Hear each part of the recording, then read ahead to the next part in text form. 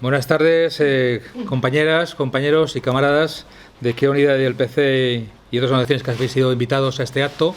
Esta es la tercera jornada que organizamos sobre líderes del pensamiento africano, que comenzamos en el mes de julio con Lumumba, luego en septiembre con Thomas Sankara, y esta es la tercera jornada que hacemos.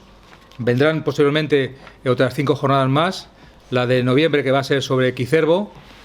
En diciembre haremos un acto bastante potente sobre Frantz Fanon, posiblemente la Escuela de Relaciones Laborales de acá de San Bernardo, que muchos de vosotros conocéis.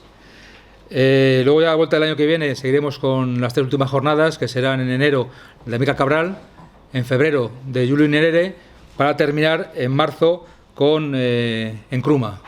Por lo cual tenemos un ciclo importante de líderes de pensamiento africano contra el imperialismo y la colonización en los países de África.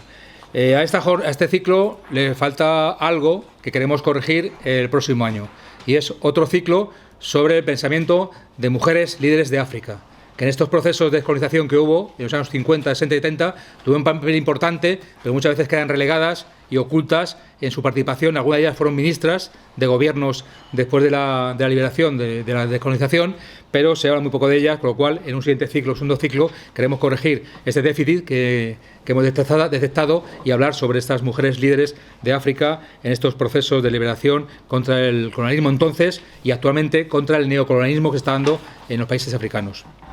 Este acto sobre Benbarka, aparte que está dentro de este ciclo, surgió inicialmente hace ya un par de años, antes de la pandemia, cuando hicimos la presentación de esta colección de pensamiento africano de la editorial One Africa, y entre ellos estaba Benbarka, y hablando un día entre Fran Pérez y yo, pues vimos la posibilidad, porque él conocía mucho la figura de Benbarka, hacer unas jornadas específicas sobre Benbarka, antes de haber pensado nada sobre este ciclo, que ha sido una respuesta posterior.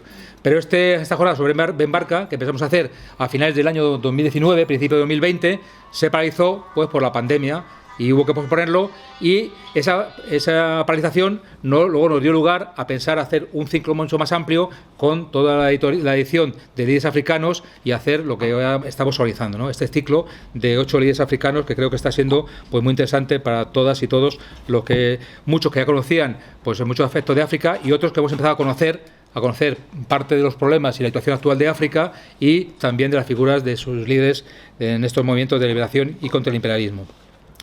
El libro sobre Benbarka, de esta edición, que es que yo recomiendo que lo compréis, igual que el resto, en poco más de 100 páginas nos acerca claramente y con una gran magnitud a lo que era el pensamiento y la praxis de Benbarka en estos procesos de liberación contra el imperialismo y por la independencia de los pueblos de África.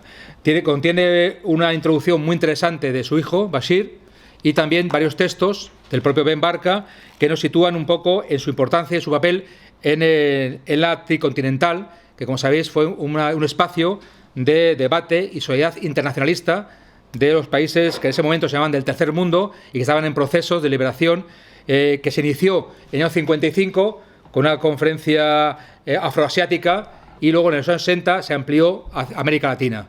Y en esta tricontinental pues participaron, aparte de Benbarka, que era uno de los organizadores de esa conferencia que se celebró en el año 66, creo, en enero 66, en La Habana, y se empezó a gestar en el año 65, pues aparte de Benbarka, pues estaban líderes como Sankara y como otros líderes de importancia de ese momento en África, ¿no?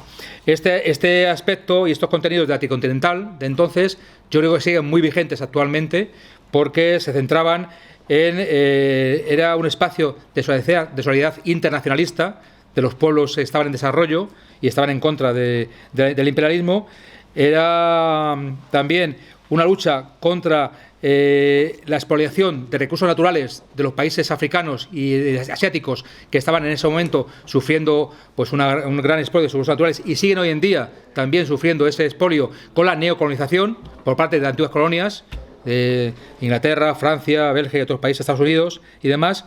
Y este movimiento surge también en plena guerra de Vietnam, los años 55-75, surge también este movimiento de la tricontinental, que sigue teniendo mucha vigencia en sus postulados y que también veían y establecían la necesidad de grandes movimientos de organizaciones sociales y de masas en estos países para dotar a la sociedad civil de un papel protagonista importante también en los procesos de liberación.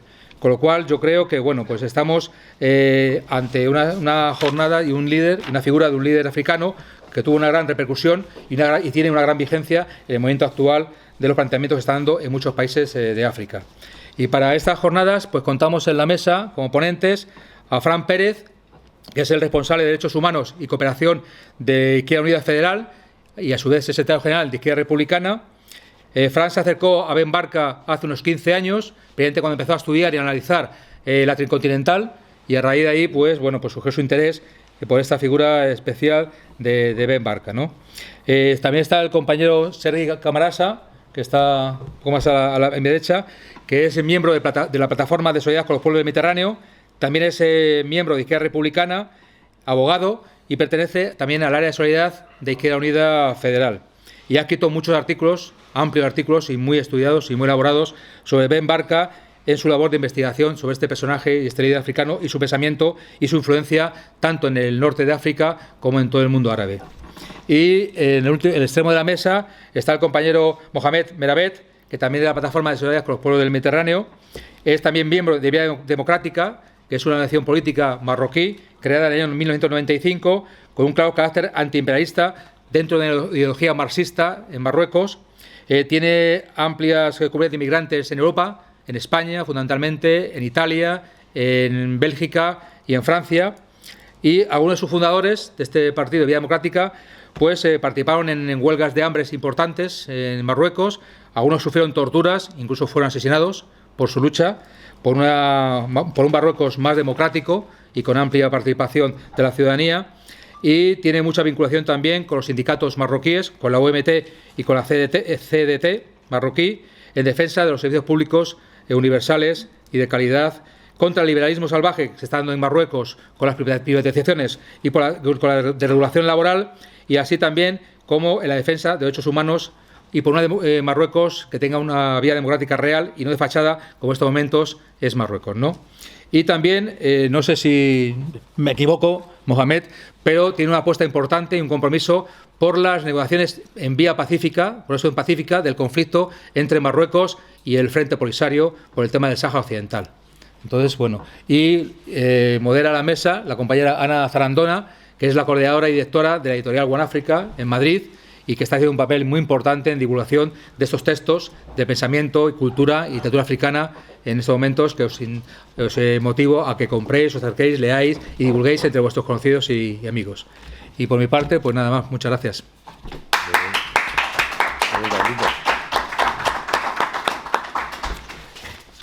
Buenas tardes. Buenas tardes, amigos, amigas, camaradas, compañeros y compañeras, gente de los pueblos. Hoy en One Africa nos sentimos muy orgullosos porque no solamente defendemos lo que es la literatura en sí, porque creemos que la literatura es el arma más potente que puede tener cualquier ser humano para acercarse o al bien o al mal. Como ha dicho mi compañero Carlos, llevamos ya con esta, es la tercera jornada, y es un honor saber que hay un líder marroquí, bueno, que había, porque le asesinaron, esa es la palabra, que era de izquierdas y que revolucionó todo un pueblo. No todo un pueblo solo africano, de Marruecos, sino del continente africano, del continente asiático y del continente latino. Hoy, para mí, es que me emociono, disculpadme, yo vendo muy bien, pero lo que es hablar en público me pongo muy nerviosa. Este líder africano, Ben Barka, decía cosas como que la única realidad de la política es decir la verdad. Esa es la política, decir la verdad. También nos hablaba de la Constitución y decía que no se puede concebir una Constitución sin democracia. Sus discursos de orientación política se basaban en 3 etapas, a las cuales las llamó etapa de preparación, etapa de acción y etapa de mantenimiento. Y sobre la educación decía cosas muy interesantes, porque ya él, no sé si los que no le conocéis, era profesor. Y precisamente él se dedicó mucho tiempo a dar clases al que luego le mandó matar. Irónica la vida, pero todo eso lo van a contar mis compañeros. ¿De acuerdo? Así que yo me voy a despedir con este poema que dice así. Lo escribió él. Soy un negro. Era un esclavo del César. He construido pirámides, castillos y rascacielos. Soy negro, como una noche sin luna. Mi sangre ha fertilizado las llanuras de la egoísta Europa. He trabajado en plantaciones, en fábricas de colonos y yanquis. Soy un negro que siempre se acordará de sus múltiples cadenas. Sufro en el Congo, sufro en Mozambique, sufro en Angola. Las balas del colonialismo y del imperialismo han roto mi cráneo y me han hecho pedazos el corazón. Soy el proletario caído de su choza en Santo Domingo, en Argelia, en Vietnam. Soy un negro con orgullo que alza los puños contra toda opresión. Viva Lumumba, Bembarka, vivan todos los Sankara, vivan los pensadores africanos.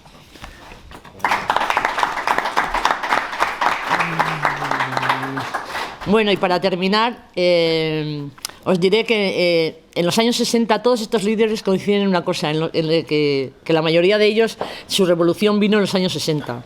En los años 60 en el mundo tuvo muchas revoluciones. Aquí en España, por ejemplo, tuvo, el nacimiento del CAUN, ¿no? Por ejemplo, una de ellas, ¿no? Y también tuvo, pues tenemos a un dramaturgo que se llama Alfonso Sastre, y que, fíjate, ha muerto hace días y nadie ha dicho ni mu de él, ni en tele, ni en radio, ni en ningún sitio. Así que esa es la realidad que seguimos viviendo, la que ellos vivían en los 60. Vamos a poner el vídeo que nos ha enviado Bachir, ¿vale? Que tendríamos que verlo aquí. Chers amis du PCE, permettez-moi au nom de l'Institut Mehdi Ben Barka Mémoire Vivante de vous transmettre mon salut chaleureux à l'occasion de cette conférence qui se tient dans le cadre du cycle des leaders politiques africains. Aujourd'hui, le 29 octobre, est la date du 56e anniversaire de l'enlèvement et de l'assassinat de Mehdi Ben Barka à Paris.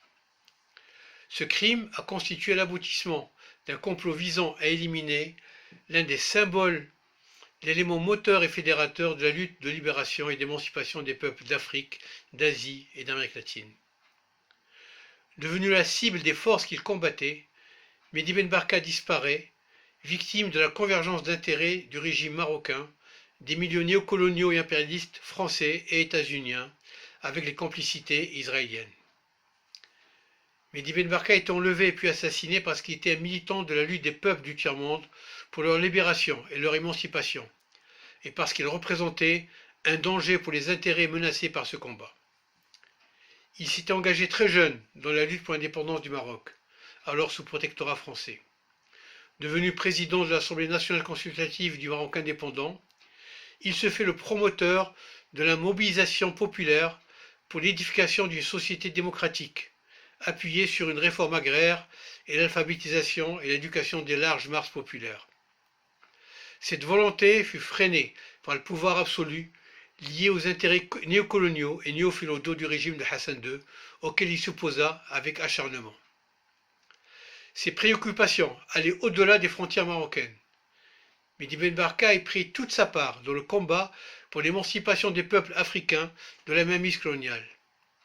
Avec une vision internationaliste qui ne l'a plus quitté depuis ses années d'étudiant à Alger en 1940 et en 1941 et 1942, il lie constamment le combat de chaque peuple à celui des autres peuples du continent, insistant sur le trait commun qui les caractérise, je le cite, le résistance à la domination étrangère et à la discrimination. Au lendemain de l'indépendance du Maroc en 1956 et des indépendances africaines au début des années 60, il mène de front D'une part, l'action de soutien aux luttes de libération nationale des peuples encore colonisés ou soumis au régime d'apartheid, et d'autre part, l'action de réflexion sur ce phénomène qui est en train de remplacer le système colonial direct, le néocolonialisme. Pour lui, ce dernier n'est pas qu'un phénomène politique, mais doit se comprendre dans le cadre des mutations du capitalisme occidental. L'histoire de l'Afrique des 60 dernières années est riche d'exemples illustrant cette poursuite éhontée de l'exploitation des richesses du continent au prix d'interventions militaires, de guerres civiles provoquées et alimentées, et de destruction de toute tentative de mise en place des structures sociales démocratiques. Pour beaucoup de dirigeants du mouvement de libération nationale, le combat pour l'indépendance s'était prolongé par le combat contre cette confiscation de l'indépendance. Pour renforcer ce combat, Mehdi Ben Barka était un élément moteur de la fédération des mouvements anticolonialistes et révolutionnaires du tiers-monde. À la veille de sa disparition, il présidait le comité préparatoire de la conférence de solidarité des peuples d'Afrique, d'Asie et d'Amérique latine qui allait se tenir à La Havane en janvier 1966, l'Afrique continentale. Dans le manifeste qu'il rédige, il rappelle, je le cite, « Nos peuples qui pendant de longs siècles ont souffert de l'exploitation et de l'humiliation, condamnés à être des pays arriérés, possèdent cependant de grandes ressources exploitées seulement jusqu'à ce jour pour assurer le bien-être et l'opulence des impérialistes exploiteurs, c'est-à-dire une minorité privilégiée. Nous sommes décidés à mettre fin à ces anomalies qui ont été à l'origine de nombreux fléaux dont a souffert l'humanité pendant longtemps. » Fin de citation.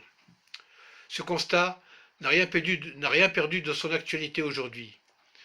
Nous le savons, aujourd'hui, sur tous les continents, des peuples sont dans la rue et dénoncent précisément ce que Mehdi Ben Barka dénonçait. La confiscation des indépendances nationales, ainsi que l'expoliation des bénéfices économiques résultant de ces indépendances pour les peuples concernés. Ces oligarchies nationales au pouvoir, corrompues et prédatrices, sont les alliés des pouvoirs économiques transnationaux. Des perspectives d'émancipation, vues, analysées, éclairées et revendiquées il y a plus de 50 ans par Mehdi Ben Barka, sont celles auxquelles les peuples et les personnes doivent en effet avoir droit aujourd'hui en toute légitimité. Mehdi Ben Barka a tenté de les penser et d'organiser la solidarité internationale pour y parvenir. Son élan fut brisé par son enlèvement et son assassinat. Recevez encore une fois, mes chers amis, mon salut chaleureux avec mes vœux de succès pour votre conférence. Et merci.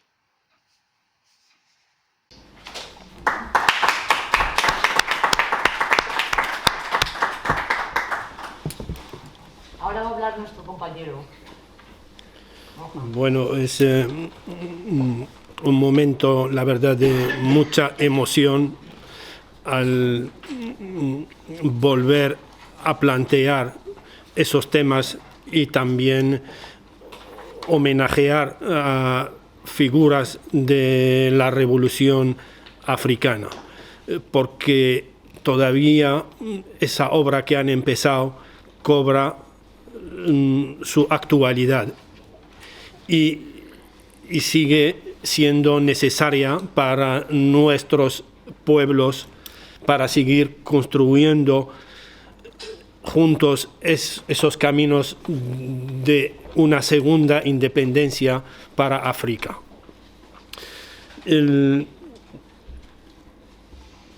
Yo, en relación a ese debate y por la fecha de que siempre el 29 de octubre se organizan actos en relación a la figura de Ben Barka en muchos países del Magreb y también en la diáspora.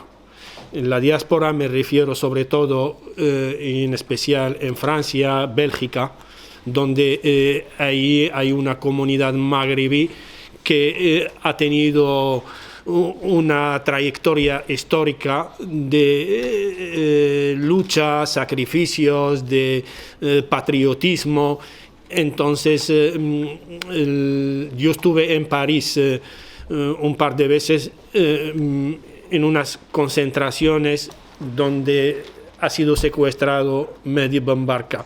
Y la verdad, encontrar argelinos, tunecinos, de países africanos, y son gente veterana veterana que siguen con ese compromiso. Y en relación a esto, yo ayer he dedicado un texto pequeño a ese evento y me gustaría volver a releerlo aquí con vosotros en memoria de Bambarka y también de un personaje que también pido a los compañeros que lo contemplan para las próximas citas de esas jornadas, que es Henri Curiel. Es un revolucionario de origen egipcio, pero estuvo en Túnez también y es de origen judío. Y también me pasó una historia en eso. Estuve con una compañera en París, en su casa, y ella me dice: monja, como mañana tú vas a pasear, vete al cementerio como la Almudena aquí, laico, civil, de París, enorme, es un cementerio, y ahí todos los revolucionarios del mundo, de la Comuna de París, de la Revolución Francesa, científicos también, artistas enterrados. Yo al entrar al cementerio vi una tumba con flores así y me acerqué y era de Henri Curiel. Y yo desde ahí me quedé conectado con ese impacto. Y bueno, ayer pensando en Bambarka también pensé en Henri Curiel, que él ha sido asesinado en París en el 78, también en circunstancias que no se conocen. Lo que pasa en Henri Curiel, no hay un movimiento político detrás de él o una generación así de militancia y tal, no como Bambarka o otros que han quedado conmemorizados siempre, pero ha jugado un papel muy importante Henri Curiel en relación, por ejemplo, a las colonias portuguesas, Mozambique, en Angola, Cabo Verde, en Ghana también, y organizó la solidaridad anticolonial y antirracial en Portugal y también aquí en España. Estuvo moviendo también aquí en España. En una de sus misiones con Bambarka, con Benbella y todo eso. Entonces,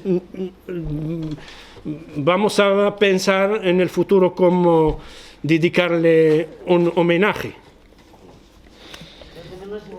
Sí, gracias. Y entonces, en memoria de Bambarka y Henri Curiel, yo hice un texto así como Carta a París. París y su mito de capital de la revolución y de las luces. Es también de un imperio sin piedad con los condenados de la tierra. París y la metrópoli, las colonias, las posiciones de ultramar. Es un recorrido histórico muy espantoso a la hora de abordar sus dimensiones en los contextos que han configurado esa espinosa relación histórica. París, que de manera elegante siempre ha procurado blanquear la obra colonial, impresionando sobre su misión civilizadora y universalista, y ha procurado discretamente cuidar su firme control sobre el destino de sus excolonias y vigilando los intereses estratégicos de un Estado capitalista y sangriento. Revertir la descolonización en neocolonialismo y la independencia en dependencias no solo es un juego de palabras, es una nueva y profunda desarticulación del continente africano.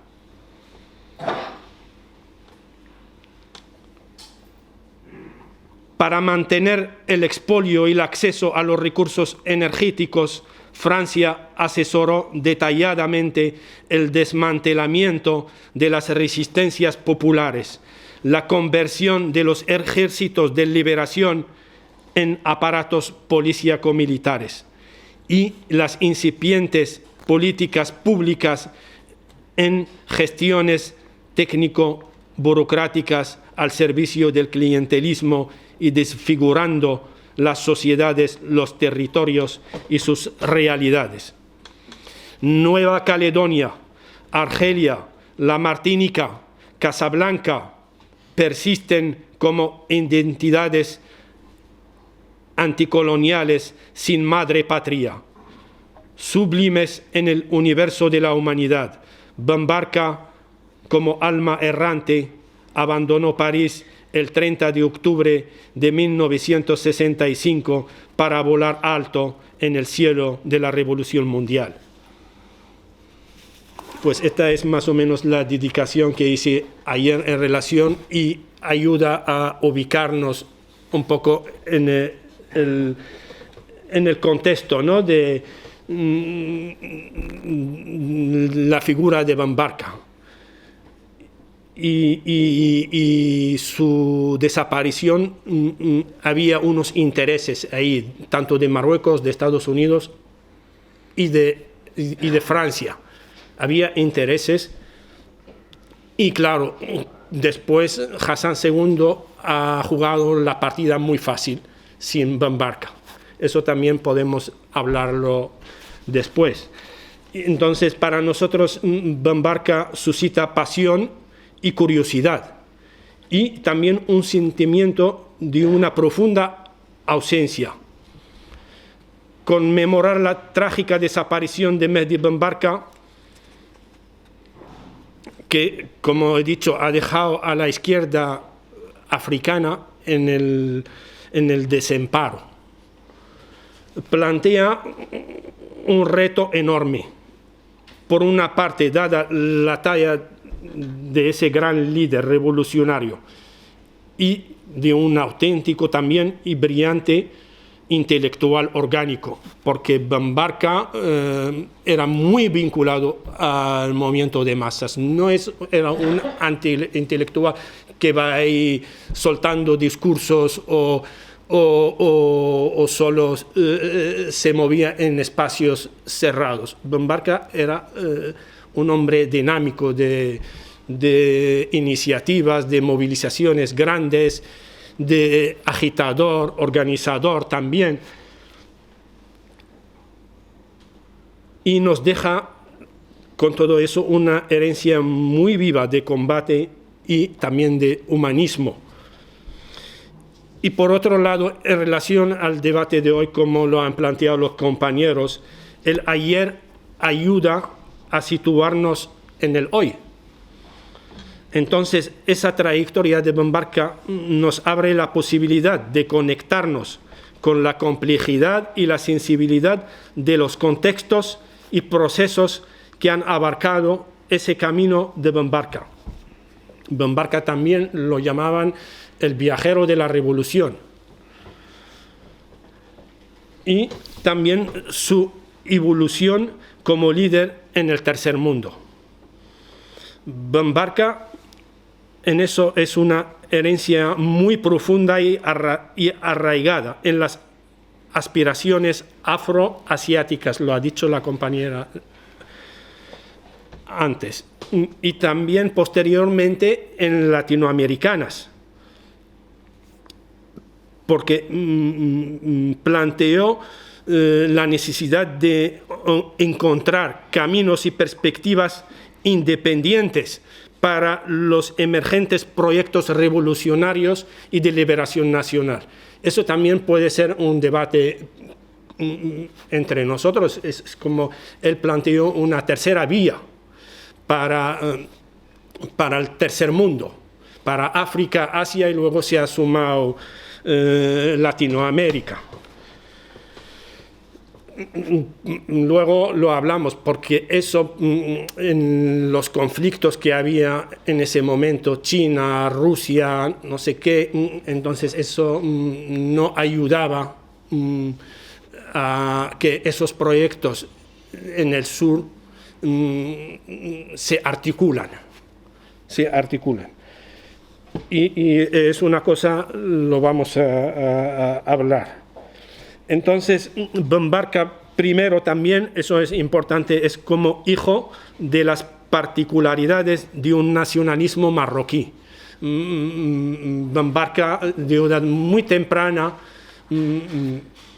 se incorporó al nacionalismo marroquí.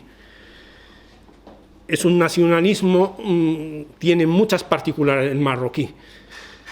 Y es precursor de esos sentimientos anticoloniales que trascienden los límites del Magreb para repercutirse con fuerza en los horizontes de África y también en una parte del mundo árabe. Y esa repercusión luego se convierte en uno de los referentes de esa unidad entre el panarabismo y el panafricanismo. Son historias muy bonitas, muy ricas de enseñanzas, de iniciativas, de aportaciones teóricas, de reflexiones, de sacrificios, de entregas, ¿sabes? Y construidas desde las bases, incorporando la gente popular del pueblo. No eran nada ni intelectuales ni académicos, se han formado en esos procesos. Y digo yo, esos referentes de la unidad africana y árabe, porque en el 58 hubo una conferencia en Accra, en Ghana, del panafricanismo, y estuvo ahí Egipto, Nasser, Ben Barka también, y Ben Barka ahí declara la guerra a Israel, porque lanzó la alerta a los países de África recién salidos de la colonización, les advirtió de la penetración sionista en el continente, en esos momentos. Y eso muy significativo. Porque luego Ben Barka vuelve a Egipto de Nasser y también da conferencias a delegaciones de estudiantes palestinos sobre la cuestión del sionismo, la interculturalidad también del componente judío y árabe, cómo han convivido, y eso a Israel le molestó mucho. Ben Barka en eso era un personaje clave, ¿no?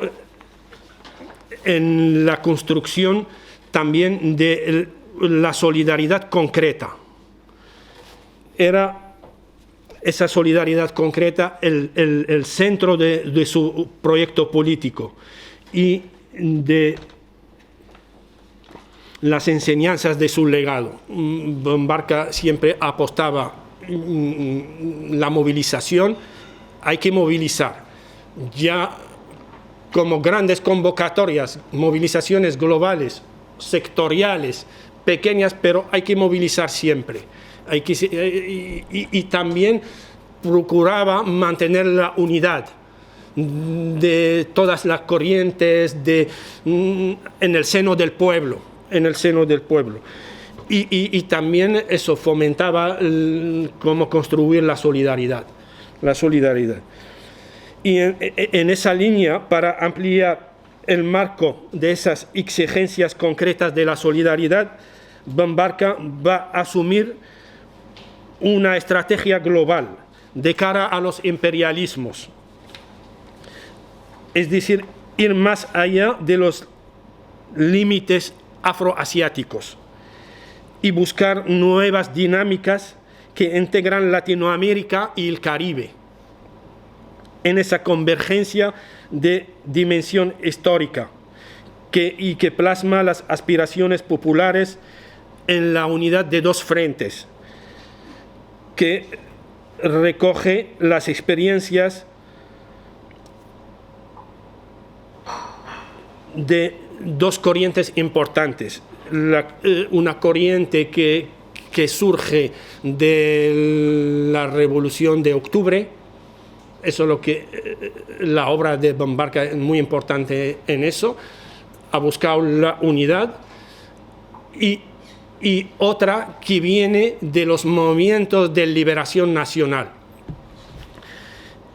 Y eso va a dar lugar a lo que es la tricontinental. Luego hablaremos de ella en el debate, porque la tricontinental también se inscribe en un proceso muy largo. Es una historia, pero es un punto fuerte. Es un punto fuerte dado al contexto donde se ha organizado y también da la correlación de fuerzas que le ha permitido ser muy grande. Y Bombarca era el organizador y era el presidente del comité preparativo también.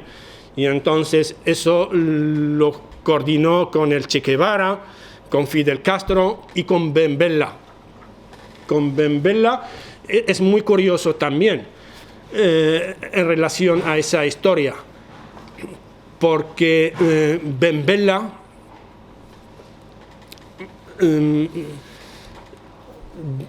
10 días más o menos antes de la tricontinental ha sido víctima de un golpe de Estado en Argelia.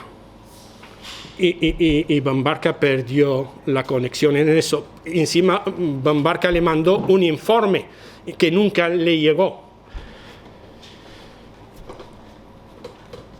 Y en ese contexto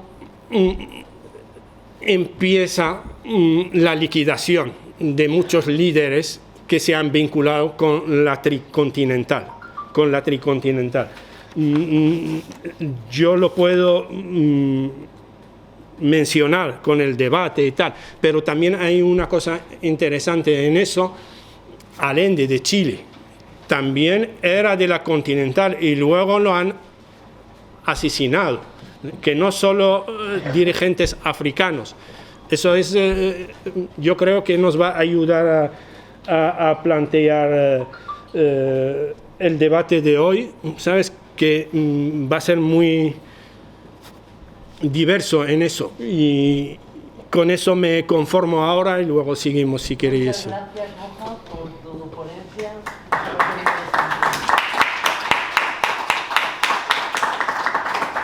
Está claro que Bombarca fue capaz de todos los líderes africanos de hacer políticas como la tricontinental, de formar eso, y no es eso, sino que fue capaz de reunir a más de 15.000 jóvenes en cada estado, en cada continente, en una ciudad donde él daba el discurso, o las, bueno, prácticas políticas, ¿no? Ahora vamos con Fran Pérez. Cuando quieras, Fran. Vale. Bueno, pues yo voy a contar un poco sobre su vida, porque Moja ha hablado de sus ideas, de su trayectoria, para aportar de su vida y un poco de sus ideas, pero para dar a conocer al Mehdi Bombarca un poco, que yo creo que es un personaje increíble, que está bastante olvidado, sin embargo, aunque todavía, digamos, en algunos circuitos de izquierda, pues sí sabemos quién es, pero yo creo que este país, España, mira muy poco hacia África, mira un poco hacia Europa, mira hacia América Latina, pero no mira hacia África, y estamos aquí al lado, o sea, estamos muy cerquita, y yo creo que es una obligación de la izquierda conocer a los luchadores sociales antiimperialistas y a la gente, digamos, que dio su vida por la izquierda en África, ¿no? Bueno, el Mehdi Bombarca nace en 1920 y muere en el 65, como ha dicho Moja, o sea, realmente es una persona que vive 45 años, ¿no? Es decir, que es una persona relativamente joven, absolutamente dinámica, hizo muchísimas cosas, le llamaban la Dinamo, porque no paraba quieto y porque era un activista, además de un intelectual, efectivamente, era un activista tremendo, ¿no?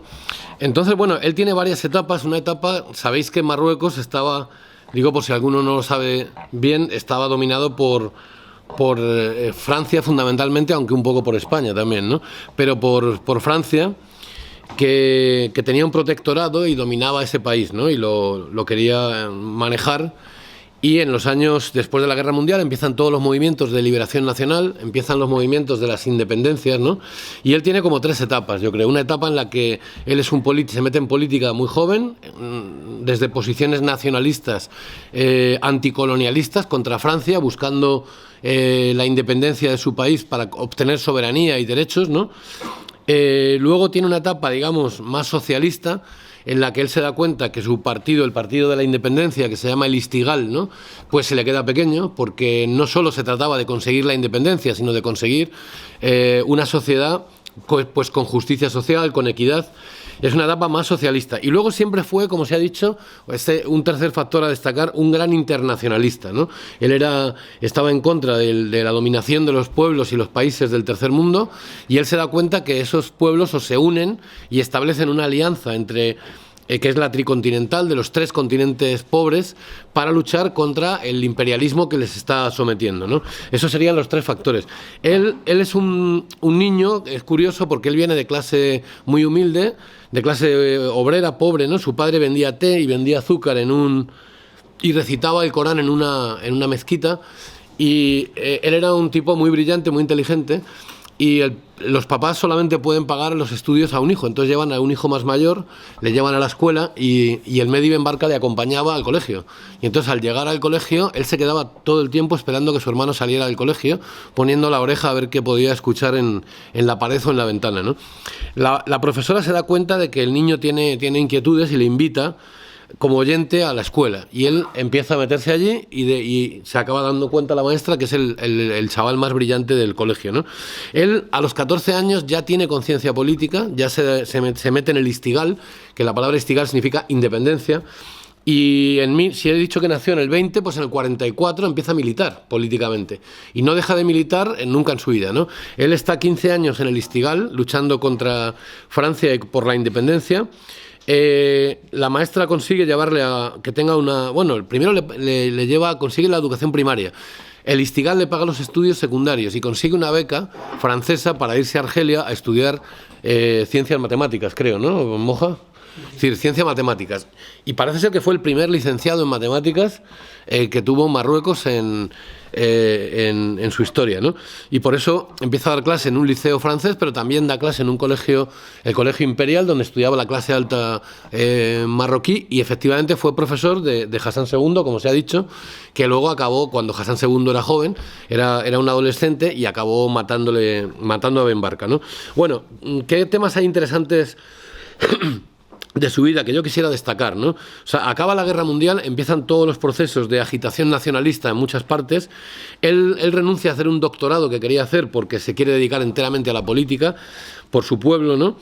Y es curioso que con 28 años él ya redacta un informe que el Istigal aprueba, un informe de derechos humanos sobre Marruecos, y lo llevan a Naciones Unidas, a la primera sesión de Naciones Unidas, que no fue en Nueva York, fue en París, y fue el año 48 cuando se funda Naciones Unidas, ¿no? Ya con 28 años había redactado ese informe de cómo no existían los derechos humanos en Marruecos y había que luchar por ellos, ¿no? Bueno, él se mete en el Istigal con un pensamiento que cada vez evoluciona más hacia el socialismo, un socialismo democrático, ¿no? Y él se va enfrentando poco a poco, digamos, a un sector que lo que quiere es solo la independencia, pero que no habla de otro componente. Él tiene unas ideas que es modernizar Marruecos, él quiere acabar con la pobreza, con el subdesarrollo, con el analfabetismo, él quiere terminar en definitiva con el feudalismo que existe en Marruecos, y se da cuenta que no se termina todo con que digamos, Francia se vaya, sino que después va a quedar una estructura feudal que hay que cambiar y que hay que acabar con las desigualdades sociales y construir un Estado democrático y moderno, ¿no? hacia el socialismo. Bueno, este es un poco su... Él estuvo exiliado varias veces. La primera vez, en el año 51, siendo muy joven, Francia lo manda al Atlas, ¿no? A la montaña, y piensan que ahí aislado pues no es contagioso, porque él era un tipo además muy carismático, un político realmente brillante en su oratoria, ¿no? Y en su formación política. Pero él decide que, como otros muchos en España, me recordaba a mí lo de la cárcel del Atlas, pues puede ser la cárcel de Burgos, ¿no? Donde muchos antifranquistas se encerraban a estudiar, ¿no? A estudiar para formarse, ¿no? Y daban cursos, ¿no? De formación política unos a otros. Bueno, pues él decide estudiar, fijaros, sociología, economía del desarrollo, estudia inglés y lo aprende, y estudia el tamazight, que es el berber, ¿no? Creo, ¿no? Entonces, bueno, él está 3 años en los que solamente le permiten una sola visita al año a su familia, ¿no? Pero después lo vuelven a tener ahí aislado para que no contagie, digamos, con su liderazgo a posiciones más extremistas al Istigal, porque el Istigal no estaba prohibido, pero estaba prohibido, ¿no? Pero estaba como medio consentido. Bueno, Francia comete, yo creo que el error para los proyectos de Ben Barka de mandar al exilio también a Mohamed V y a Hassan II, que era su hijo. No sé si lo mandó a Mozambique o a Madagascar o algo así, ¿no? A Madagascar. Entonces lo manda al exilio, y ahí también eso confundió mucho al pueblo, porque ahí empezó a construirse Mohamed V pues una imagen de que estaba maltratado, de héroe, etcétera, ¿no? Bueno, para resumir mucho, se consigue la independencia en el año 56. Él forma parte, siendo muy joven, con 30 y pico años, ¿no? De la comisión que negocia la independencia, pero ya él se da cuenta en esa negociación en París, que se hace en París, claro, curiosamente, no, a ver dónde iba a ser, ¿no? Se da cuenta ya que hay una parte del Istigal que le basta con la independencia, que quiere pactar una monarquía con Mohamed V como rey, claro, ¿no? Y entonces, bueno, y además que hay un condicionamiento de Francia, que quería romper las buenas relaciones de Argelia y Marruecos, ¿no? Eran 2 pueblos que luchaban por la independencia. Si se hubieran unido tendrían más fuerza, y ya los quiere dividir desde el principio Francia, y le exige de alguna forma a Mohamed V que rompa relaciones con Marruecos, que se rompan lazos, y también el Istigal empieza a romper lazos con la resistencia argelina, ¿no? En definitiva, hay un Istigal antes de la independencia, otro después. El propio Istigal empieza a perseguir a los que estaban en contra de la monarquía, a los que querían seguir en la lucha armada, a los que eran pro-argelinos, y él se va distanciando y va creando un grupo de, sobre todo jóvenes, que al final rompen y montan la Unidad Nacional de Fuerzas Populares, ¿no? Que lo que quieren es limitar el poder real a través de una constitución democrática, y bueno, eso se termina fracturando, digamos, ahí, ¿no? Hay una cosa curiosa, y es que yo no sé muy bien por qué fue ese tema, pero él acaba siendo, por su liderazgo como presidente del Parlamento durante unos meses, ¿no? Aunque el Parlamento que se crea después de la independencia no es un Parlamento como el nuestro, democrático, no había partidos políticos todavía, era alguna especie de órgano consultivo del rey, pero por su prestigio él estuvo ahí de presidente unos meses, justamente intentando promover una asamblea constituyente, ¿no? Una asamblea de verdad con elecciones libres, y con un programa que él quería lanzar, que era la reforma agraria, la educación, la alfabetización. Él estaba muy convencido de que, un poco como los republicanos españoles, solamente la educación libera al pueblo. Sin educación el pueblo no llegará a ninguna parte, y él está a favor de un programa muy amplio de alfabetización. De hecho, como dice Moja, movilizaba mucho a las masas, y ellos construyeron en muy pocos meses más de 100 escuelas, que las construían ellos mismos, ¿no? Porque desde luego no estaba en el programa del rey la alfabetización, ¿no? Y también, curiosamente, tenía ideas muy a favor de la igualdad de hombres y mujeres, que en aquella época ya era una cosa muy absolutamente novedosa. Bueno, él crea el partido nada más acabar la independencia, la UNFP, que es la Unidad Nacional de Fuerzas Populares, que era claramente de izquierdas, que denuncia la corrupción real. Y en 3 meses pues encarcelan a casi todos los dirigentes, ¿no? Él logra escapar, se exilia en París otra vez, o sea, él tiene varios exilios, y ahí cuando tenía tiempo libre recibía a todos los exiliados, pero por otra parte organizaba lo que ha explicado Moja muy bien. Se dedica al mismo tiempo, no pierde el tiempo, a organizar el movimiento tercermundista, que se llamaba entonces antiimperialista, para promover en todo el mundo el anticolonialismo, la independencia de los pueblos pobres, y muy cerca de los movimientos no alineados, ¿no? Y bueno, yo creo que ahí se produce ya un choque total. Yo creo que tanto Hassan II, porque Mohamed V muere enseguida, Hassan II llega a ser rey bastante joven y directamente quiere imponer una monarquía absoluta, y yo creo que Ben Barka se convierte, digamos, en el enemigo principal, se convierte era el líder popular, que el más joven del Istigal. Y bueno, y él reclama elecciones libres que no quería, que Hassan II no quería en ningún momento hacer, ¿no? Él vuelve en el 62 al segundo congreso de su partido, vuelve de París y tiene un recibimiento multitudinario que impide que lo asesinen o que lo detengan, pero luego en un viaje intentan matarlo con un coche que lo echa a un barranco. O sea, ya lo intentaron matar el año 63, 62, no me acuerdo exactamente bien, ¿no?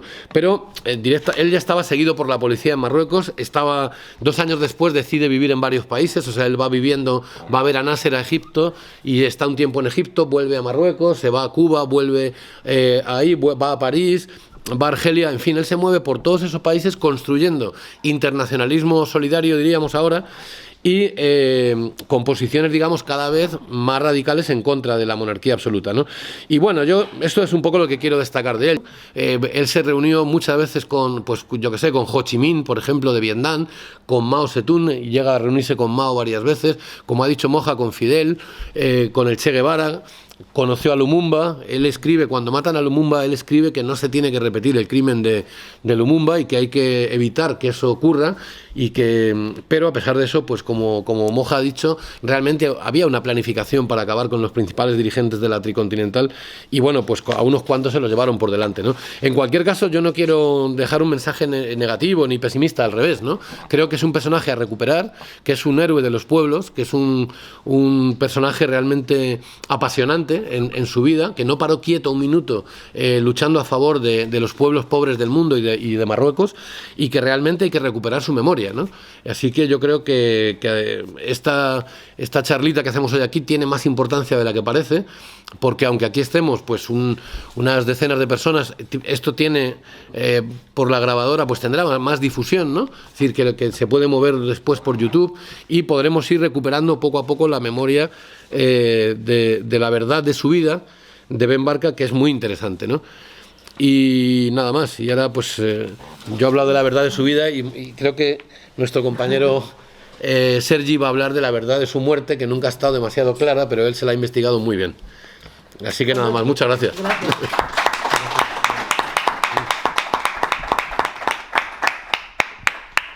Bueno, yo lo que yo voy a hacer es, si os parece bien, como no lo podemos proyectar y yo había preparado una presentación, pues lo voy a poner así, no sé si lo podréis ver. Bueno, pues hoy es 29 de octubre del año 2021, hoy hace 56 años que Ben Barka desapareció en París. Entonces, bueno, sí, lo he estado investigando porque la verdad es que era una curiosidad, ¿no? Es un affair que en España no ha tenido demasiada repercusión, no es como lo de Kennedy y otras cosas, ¿no? Pero este affair, pues en Francia fue un impacto internacional, ¿no? Incluso luego en España hubo alguna repercusión que luego comentaremos. Bueno, la operación la planea el gobierno marroquí. El gobierno marroquí es el que planea toda la operación para deshacerse de Ben Barka. Hay que tener en cuenta que en ese momento no solo se iba a celebrar unos meses después, estaba en octubre, en enero del 66 se iba a celebrar la tricontinental, sino que en abril de ese año 66 había habido unos disturbios tremendos en Marruecos, en Casablanca en concreto, en el que en solo 2 días murieron, depende de las cifras, hasta 2.000 protestantes, ¿no? 2.000 estudiantes y gente de barrios pobres de la ciudad que fueron asesinados sin ninguna contemplación por el ejército y la policía marroquí. Utilizaron lo que a veces decimos en broma el método berebere, ¿no? Que, en fin, y el mismo Ufkir, el general Ufkir, que era ministro de Interior de Hassan II, a este señor le llamaban el buitre del Atlas. Era un tío siniestro, un soldado, en realidad en España habría sido un soldado africano militarista, era un individuo terrible. Bueno, él hizo la guerra, la Segunda Guerra Mundial, fue el abanderado que entró el primero en Roma, tuvo el honor, por ser un soldado aguerrido, de ser el que entrara con la bandera francesa, el primer soldado que entró en Roma. Era un guerrero tremendo, en Indochina también, donde también tiene hazañas bélicas considerables. Bueno, pues este señor de su propia mano y con una ametralladora desde un helicóptero mató a manifestantes. Se habla de 2.000 muertos en 2 días, ¿no? En aquellos acontecimientos internos de Marruecos. Entonces, en Marruecos se desencadena una operación para recuperar el poder, porque la monarquía se asusta. Entonces lanzan dos operaciones. Primero, Hassan II simula acercarse a la Unión Nacional de Fuerzas Populares, simula un acercamiento. Y entonces habla con los líderes que están en Marruecos y también lanza un mensaje a través del embajador marroquí en París, lanza un mensaje a Ben Barka. Ben Barka en ese momento reside en Ginebra. Y le dice, díganle a Ben Barka que su majestad tiene que resolver una ecuación. Entonces aquellos dicen, ¿esto qué significa? Y díganselo que él lo va a entender, porque él había sido su profesor de matemáticas, ¿no? Entonces la clave era, díganle a Ben Barka que su majestad tiene que resolver una ecuación.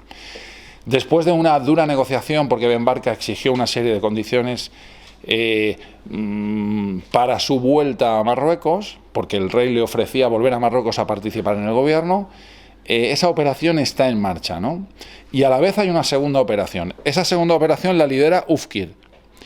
La lidera Mohamed Ufkir, que es el general siniestro, el buitre del Aldas, Ahmed Dilimi, que es el coronel Ahmed Dilimi, que es el jefe de la policía marroquí, y un señor cuya identidad nunca ha quedado del todo muy clara, pero que al parecer se llamaba Milut Tunsi, y nombre de batalla Stuki.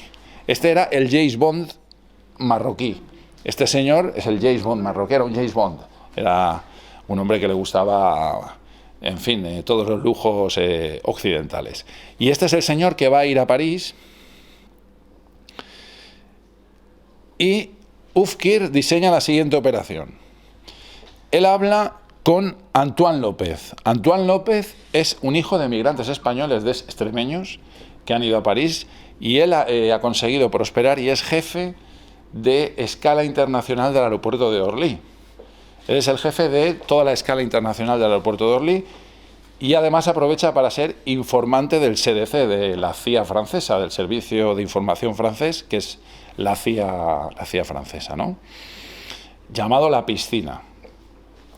Ufkir habla en mayo, justo un mes después de los sucesos de Casablanca, habla con él y le explica que quieren llevarse quieren captar a Ben Barka por las buenas o por las malas, por métodos ortodoxos o heterodoxos, por cualquier manera, y le informa. ¿Y le informa para qué? Para que él informe a su vez a los franceses.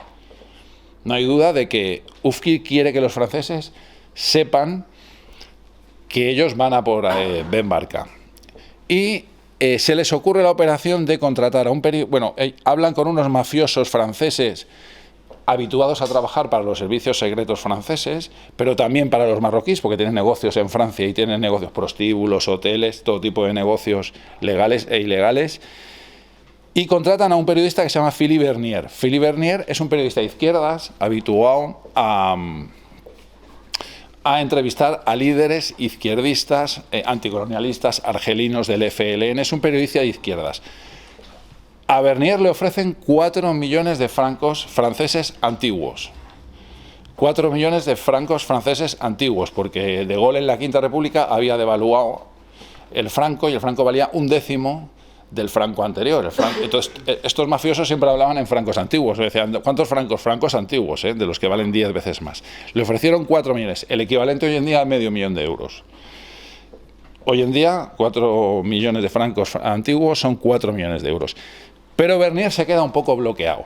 Entonces, lo que pasa es que irrumpe en esa operación, los franceses no saben nada oficialmente, pero irrumpe en la operación un tal Jos Figon. Jos Figon es un individuo, es el primer error de la operación. El primer error porque es un hombre chantajista, habla mucho, es conocido él trabaja para los servicios secretos franceses, pero también es un ladrón, es un mafioso. Ha estado 14 años en prisión, acaba de salir de prisión, y los franceses le imponen dentro de la operación, le imponen. A los marroquíes, a Ufkir, que no es tonto, no le gusta nada que le metan a este tío en la operación, pero sin embargo se le ocurre una brillante idea, y es que van a decirle a Ben Barka que van a hacer un documental sobre la descolonización que van a proyectar por primera vez en La Habana, en el momento de la Tricontinental. Y embarcan en esa operación a un director de cine que se llama Josh Frank-Yu y a una guionista que se llama Marguerite Duras. Estos dos no saben nada. A ellos les habrán pagado, no se sabe cuánto le pagaron, les habrán pagado, y llaman a Ben Barka para que él sea un asesor técnico en este documental, que claro, a Ben Barka le encanta la idea es muy buena, la verdad, y es de Figón, que es un tío peligroso porque es un chantajista, porque cuando a él le ofrecen dinero para hacer una operación, luego dice, o me das más o voy a la prensa. Es un individuo que no cae bien a nadie, ¿no? Pero es elegido para dirigir la operación. Bueno, después de varios contactos con Ben Barka, quedan el 29 de octubre en París, en la Brasserie Lipp. Es un restaurante que elige Ben Barka. Se ve que el hombre conocía el restaurante, le apetece, en Saint-Germain, en el Boulevard Saint-Germain. Entonces allí quedan para comer. Cuando llega Ben Barka, esa mañana llega a las 9 a Orly, a las 9 va solo hasta el centro de París en un taxi, allí queda con Tamia Zemmouri. Tamia Zemmouri es un estudiante marroquí de historia en la Sorbona, un tío brillante, y él queda con Zemmouri para ir encargándole trabajos de cara a la Tricontinental. Es un historiador y él le van de paseo y no le invita a comer, porque a la comida va a ir solo Ben Barka, donde va a cerrar los detalles con Bernier, Figón y Franju, que es el director de la película. Pero en la puerta de la brasserie, dos policías franceses que se identifican con su célula de tal, un tal Louis Souchon y Roger Watteau, le identifican, le detienen, le meten en un coche y se lo llevan. No está claro qué le dijeron, porque a Zemmouri el hombre salió de allí aterrorizado. Por alguna causa salió aterrorizado. Le dicen que tiene que ver a un líder muy importante marroquí o que tiene que ver a un líder muy importante francés. No queda muy claro, porque eso creo que era un jueves. El sábado Charles de Gaulle iba a recibir a Ben Barka, el presidente de la República. Charles de Gaulle iba a recibir a Ben Barka. Ben Barka, que está en negociaciones con Marruecos y que está tranquilo porque ya sabe o piensa que no van a ir a por él, ha pedido que le retiren la protección en París. Por eso no tenía protección en París. Había un policía en París especializado en proteger a Ben Barka, pero él ha pedido que no haya problemas porque él está tranquilo moderadamente porque le han ofrecido volver a Marruecos. Entonces el hombre no tiene miedo de que dos policías franceses identificados tal. Bien, inmediatamente que le han detenido, lo trasladan a Fontenay-le-Vicomte. Fontenay-le-Vicomte es un pueblo que está a media hora de coche de París. Esta es la Brasserie Lipp, es una foto de que todavía existe el restaurante. Y le trasladan aquí. Esta villa es una casa que hay en Fontenay-le-Vicomte, a media horita de París. Es del mafioso Bouchés, del famoso mafioso Bouchés, que trabaja ya ha trabajado muchas veces para los servicios secretos franceses.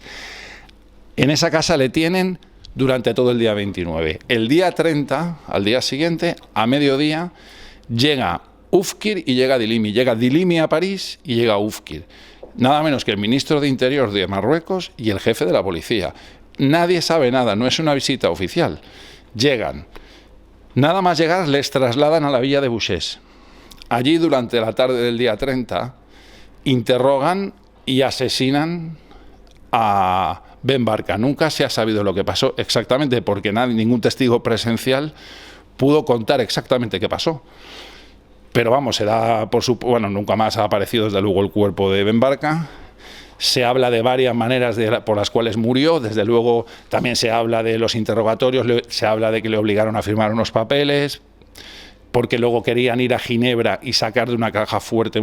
Todo eso yo creo que son cuentos. Sencillamente llegaron allí, Dilimi llegó y dijo, le vamos a matar antes de que llegara Oufkir, porque Oufkir llegó un par de horas después. Y dice, le vamos a matar y ¿dónde le vamos a enterrar? Y fueron los mismos mafiosos franceses los que dijeron, para el carro, porque la operación no era matarle, eso no está preparado, nosotros no tal. Llega Oufkir con un puñal que hay en la casa, le tortura y lo mata. Eso en la noche del día 30. Durante la noche del día 30 y la madrugada del día 31, todos vuelven al aeropuerto de Orly, acompañados por López, por Antoine López, Y en varios aviones privados, porque no son aviones de vuelo oficial, en varios hay uno a las 5 de la mañana que sale con un baúl. Al menos es verosímil. Hay un baúl, ¿dónde está el baúl? El baúl, el baúl. Lo primero que sale de París es el baúl. En ese baúl lo más presumible es que saliera el cuerpo de Ben Barka muerto, con dirección a Rabat. Y luego a las 9 de la mañana en dos aviones diferentes, Dilimi y Ufkir salen de París. Uno en dirección a Marruecos y Ufkir en dirección a Ginebra. No se sabe qué hizo en Ginebra. Muy bien, bueno, a todo esto, esa misma noche, el 29, el hermano de Ben Barka vive en París, se llama Abdelkader Ben Barka, y la comunidad marroquí, una pequeña comunidad marroquí que viven en París, tenían quedado cenar esa noche e ir al teatro. Entonces denuncian inmediatamente lo que ha pasado, y es que dos policías franceses se lo han llevado y no saben nada, ¿no? Y el escándalo en la prensa al día siguiente es tremendo. Porque claro, dos policías franceses, la policía francesa no sabe nada, nadie sabe nada, en realidad. ¿Qué error han cometido? El error es que a Zemmouri le dejaron irse. El error es que a Zemmouri le dejaron irse. Es a Zemmouri que canta esa noche y dice, si es que se lo han llevado dos policías y estaba aterrorizado. A Zemmouri dicen que estaba aterrorizado. Bueno, ¿qué había pasado? La policía dura hasta el día 13 de noviembre, sabe todo, bueno, la policía sabe al día siguiente exactamente todo lo que ha pasado. Todo lo que ha pasado. Lo saben, pero no solo eso, el CDC francés lo sabe desde mayo. Sabe desde mayo que van a hacer la operación. Pero los jueces de instrucción, bueno, primero el juez de instrucción no sabe absolutamente nada, nadie dice nada. La policía investiga, porque los policías que les toca investigar tampoco saben nada. Esto ha sido una operación que se ha movido a un alto nivel y los policías no saben nada. Los comisarios, los inspectores y comisarios que están investigando, ellos tampoco saben nada. Conclusión. Llegado en el juicio, Antoine López, que es el principal acusado y le ven desde el primer momento, dicen, este señor ha participado, porque los lleva en el coche, los trae, ha mandado los aviones, y él canta y dice, no, yo se lo he dicho a mi jefe en el CDC, que se llamaba Marcel Leroy-Finville, y su jefe, y este dice, sí, tuvo que confesar y dijo, sí, yo lo sabía, pero yo se lo dije a mi jefe, que era el general Paul Jacquier. Paul Jacquier era el jefe del servicio de inteligencia francés. El general Paul Jacquier en el juicio reconoció que sí, que se lo habían dicho, y no solo eso, que el día le habían llamado por teléfono, lo acabamos de secuestrar, el hombre está en el sitio, o sea, él lo sabía todo. Pero no reconoció haber informado a su jefe natural, que era el presidente del gobierno, porque el CDC en aquel momento dependía de presidencia del gobierno.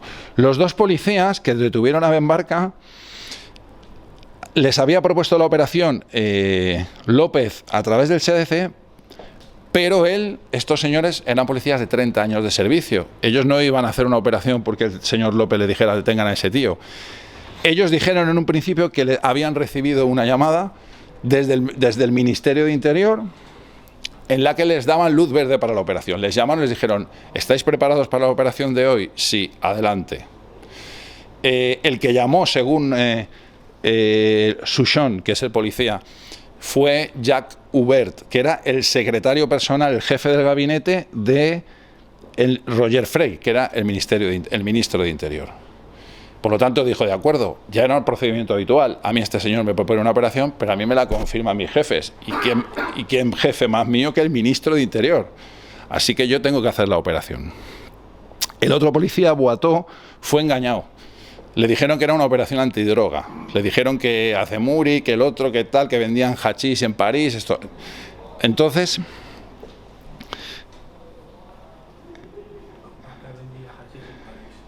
a Zemmouri vendía hachís a los estudiantes marroquíes en París para financiar sus operaciones políticas. Esa fue la operación mentira todo que le dijo el policía Souchon a su compañero Boiteau para que le acompañara. Boiteau fue absuelto en el juicio por eso, porque él no sabía nada, ¿no? Bien, ¿y de dónde salía Georges Figon y la banda de Bouches? Pues salían de el SAC. El SAC es el Servicio de Acción Cívica, es un GAL francés. De Gaulle siempre tuvo un GAL. siempre utilizó el GAL para hacer operaciones de guerra sucia.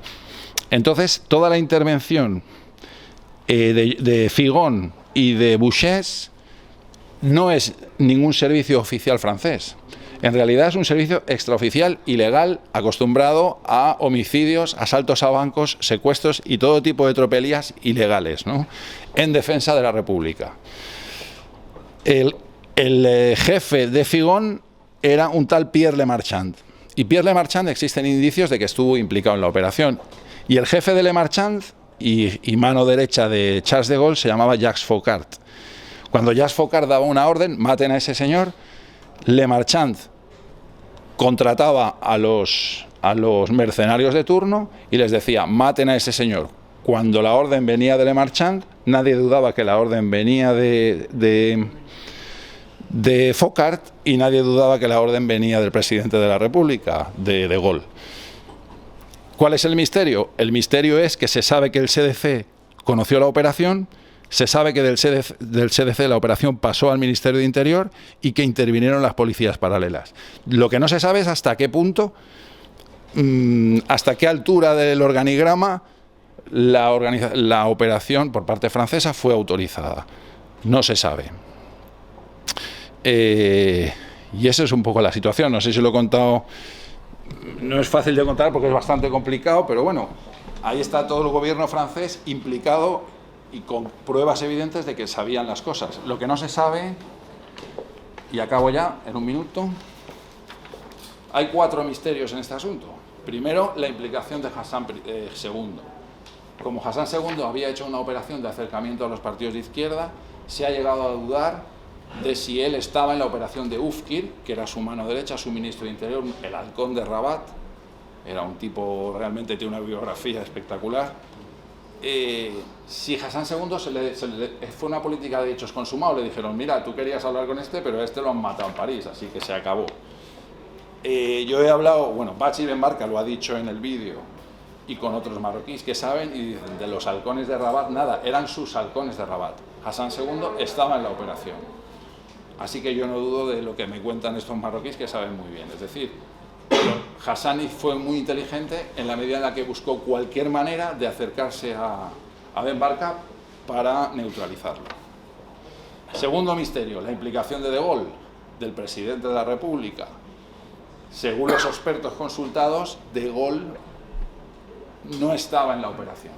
Alguien por debajo del nivel de presidencia de la República y probablemente por debajo de la presidencia del gobierno, es decir, alguien del Ministerio de Interior, con conocimiento del servicio de espionaje, montó toda la operación. Es decir, Faucard no estaba en el ajo. Todo el mundo le decía a todo el mundo, tenemos que secuestrar a este porque Faucard está en el ajo. Decir en Francia, Faucard está en el ajo, significaba que lo ordenaba el presidente de la República y que no hacían falta papeles, ni pruebas, ni nada. Estaba ordenado, y más si te daban, pues no sé, $50.000 o $40.000, ¿no? De Gaulle no estaba, según Bachir Ben Barka, el hijo que lleva investigando desde entonces, De Gaulle no estaba en la operación, fue un hecho consumado. Lo que pasa es que De Gaulle probablemente era rehén de muchas otras operaciones negras y oscuras que él sí había hecho, y por lo tanto tú tienes a tus chicos malos te hacen una putada, pero tú no lo puedes decir porque tus chicos malos saben demasiado, ¿no? Ese es el tercer misterio, participación de la CIA y del Mossad.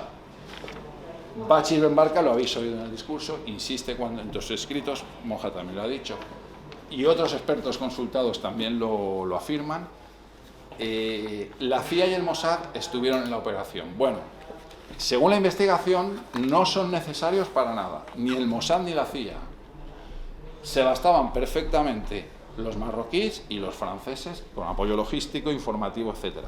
Tened en cuenta que para localizar a Ben Barka bastaba Bernier. Bernier no era amigo de Ben Barka, pero le conocía y le había entrevistado varias veces. Entonces él sabía cómo acercarse, y Ben Barka, a Bernier se le contrata para acercarse a Ben Barka. Bien. Existe información que se ha publicado recientemente, ya se publicó en su momento. Bueno, la CIA norteamericana tiene en estos momentos entre 2.000 y 4.000 documentos no desclasificados relativos a Ben Barka. Entre 2.000 y 4.000 según las fuentes. Ojalá alguien pueda desclasificar esos documentos, a ver qué dicen, a ver si supieron, si no supieron, si autorizaron, si no autorizaron, etc. No se sabe más, yo no sé más de eso. Del Mossad, de la intervención israelí, hay todo un expediente que se ha ido publicando, muy curioso y muy interesante, porque desde el principio, no ahora, desde el principio los israelíes, los del Mossad, dijeron que ellos habían participado. Hubo 2 periodistas en su momento que escribieron eso en un semanario israelí y fueron enjuiciados por no respetar la censura, porque en Israel había censura, y en el juicio ellos dijeron que no dijeron que se habían inventado la información, pero dijeron que no tenían pruebas, que eran rumores, que habían oído. Eso se publicó en un periódico israelí en español que se publicaba en México, o sea, un periódico mexicano israelí y ahí yo leí esa información, ¿no? Ellos se retractaron o fueron condenados a 1 año. Fueron condenados a 1 año de prisión, pero por no respetar la censura obligatoria de Israel. No por haber dicho una información que fuera falsa. Y luego hay un individuo que se llama Rafi Eitan, Rafi el Apestoso, conocido como Rafi el Apestoso, que ha sido un mando muy importante del Mossad en las últimas décadas y ha estado en todas las operaciones ilegales que ha hecho Israel por todo el mundo. Estuvo en lo de Eichmann en Argentina, al parecer, porque esto no se puede comprobar, yo he intentado, pero claro, utilizan siempre nombres falsos y apodos y es muy difícil, ¿no? Y un diario israelí, ahora en el año 2020, cuando Marruecos e Israel han reanudado sus relaciones diplomáticas, publicaron un extenso artículo en el que afirmaban que el gobierno marroquí había recurrido primero al Mossad para asesinar. Le habían pedido al Mossad que asesinara a Ben Barka. El Mossad se negó. Y el Mossad lo que hizo fue de apoyo informativo, más que logístico, informativo. Según Rafi el Apestoso, que era el jefe entonces del Mossad en Europa, llamó a su agente en Suiza y dice que le resultó muy fácil porque su agente en Suiza buscó en la guía telefónica y encontró el teléfono y la dirección de Ben Barka en Ginebra. Por lo tanto, no era una operación de ultrainteligencia, bastaba con mirar en una agenda. Además, Bernier tenía contacto con... Por lo tanto, bueno, Bachi Ben Barka afirma que los Estados Unidos e Israel, aparte de Francia y Marruecos, estaban en la operación. Marroquíes expertos y otros especialistas, periodistas, también lo dicen y yo no puedo decir otra cosa que lo que se acabó de contar. Pues muchas gracias. Así que ya está.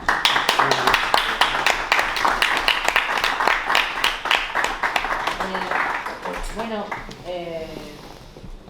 ahora, antes de que demos paso a las aportaciones o las preguntas que queráis hacernos, os voy a decir quiénes somos y qué hace One Africa. One Africa, para los que no nos conocéis, One Africa somos una editorial formada por nativos inmigrantes. Defendemos el pensamiento africano y conocimiento africano. Y lo más hermoso que puedo decir sobre el trabajo que hacemos es que hemos nacido para quedarnos y difundimos lo que es la verdad de las políticas, ya sean africanas, latinas, las políticas sociales. Nada más. Yo quería un poco intervenir en el sentido de la figura de Ben Barka. Yo creo que conocer el pensamiento y la praxis de Ben Barka es construir acercamientos entre los pueblos del Mediterráneo y sobre todo en España derribar prejuicios que hay con respecto al mundo, a la cultura y al pueblo marroquí. Todavía en nuestro país sigue habiendo prejuicios graves hacia el pueblo marroquí. El término moro tiene graves connotaciones despectivas en nuestro país todavía y se utiliza como insulto en muchos ámbitos, lógicamente con claros tintes racistas. Y ese peso de prejuicios, yo creo que figuras como la de Ben Barka y su comportamiento, su actitud es solidario, internacionalista, rompe con estos clichés, con estos prejuicios que tenemos todavía en una gran parte de la sociedad española frente al pueblo marroquí. La figura de Ben Barka sigue siendo fundamental en la actual política contra el neocolonialismo y el imperialismo, porque actualmente los pueblos de África, los pueblos del tercer mundo, siguen estando despojados de su independencia tanto en lo económico como en lo militar como en lo técnico. el proceso de acceder a la liberación, a la independencia, no fue una verdadera liberación, una verdadera independencia, porque siguen dominados todavía por ese neocolonialismo que les impone pues muchas cuotas, muchas cargas económicas, con deudas odiosas que les siguen lastrando el desarrollo de estos pueblos, y la praxis de Ben Barka, con el entorno y con la propuesta del anticontinental, pues quería denunciar eso y sigue hoy vigente en el tema. Y yo creo que de la desaparición y asesinato y torturas, graves torturas que sufrió antes de morir Ben Barka, el régimen marroquí ha querido históricamente hacer desaparecer de la historia su obra, su pensamiento y su imagen. Y yo creo que actos como el de hoy demuestran que no lo han conseguido.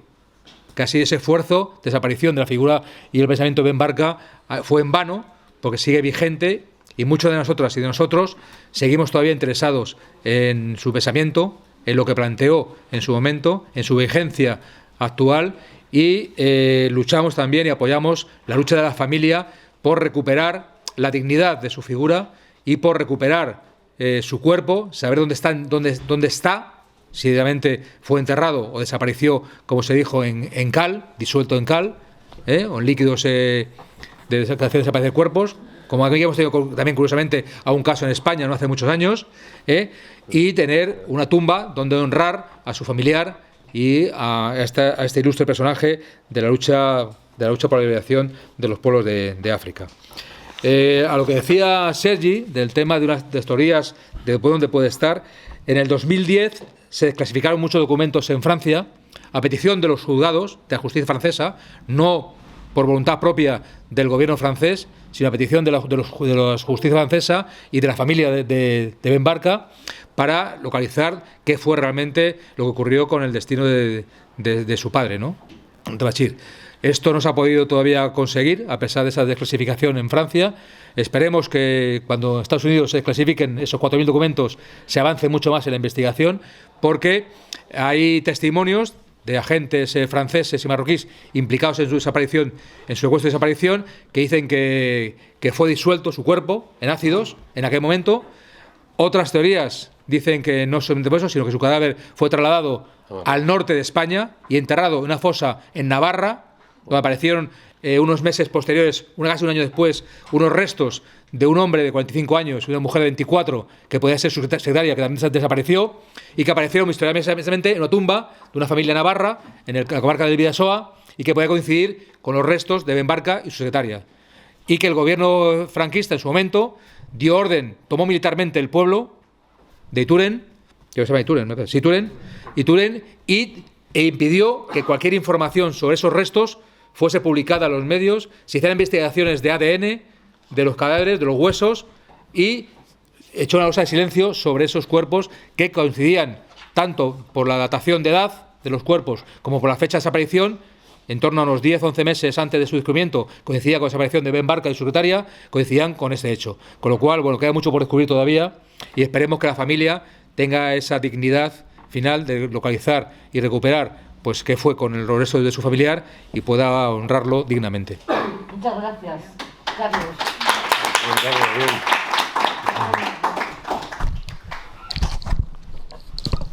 Pues compañeros y compañeras, cuando queráis podéis aportar o preguntar. Pero antes quiero deciros algo que es muy importante, lo quería dejar para el final, pero lo digo antes de las preguntas, que nosotros no tenemos ninguna ayuda de nada, nos mantenemos con la colaboración de lectores y lectoras a nivel nacional, a nivel local. La gente que lee es la que invierte en la literatura y el pensamiento africano, así que muchas gracias, ¿vale? Vale, pues que muy interesante la charla, ¿eh? Y bueno, felicidades, yo creo que hay que volver a hacerlo con más gente. Y Sergi, muy bien, me ha gustado tu investigación. Que yo, hablando de la última fase, ¿no?, del juicio, en el juicio, ¿qué pasó exactamente? Porque creo que solo se criminalizó a Mohamed Tufkir, ¿no? Él fue el único condenado, que se quedó, que salió ahí, que fue él quien o ¿cómo fue eso? Yo me acuerdo que fue a Mohamed Tufkir al que se le condenó y se le acusó de haber sido él el que lo asesinó. No sé si hubo más gente o qué pasó ahí, ¿cómo fue ese juicio? cómo acabó Ufkir también estaría bien. Bueno, la verdad es que contarlo todo muy rápido, siempre tienes la obsesión de contarlo todo muy rápido y escribirlo todo muy corto y al final se te queda un montón de cosas fuera, ¿no?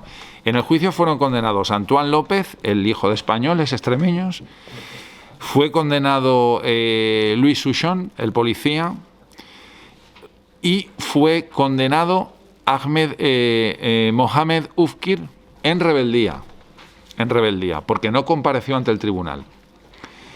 Los de las policías, los Figon y Bouchés, que eran los de las policías, los del GAL francés, esos no aparecieron en el tribunal y no fueron ni siquiera condenados en rebeldía, no aparecieron por el tribunal. Y Boiton, que era el otro policía de los dos que tal, fue absuelto porque había sido engañado, o al menos eso consiguieron acreditar. Entonces, hubo 3 condenados. Antoine López como principal a 8 años de prisión por un delito gravísimo de desaparición forzosa, detención ilegal de desaparición forzosa, 8 años.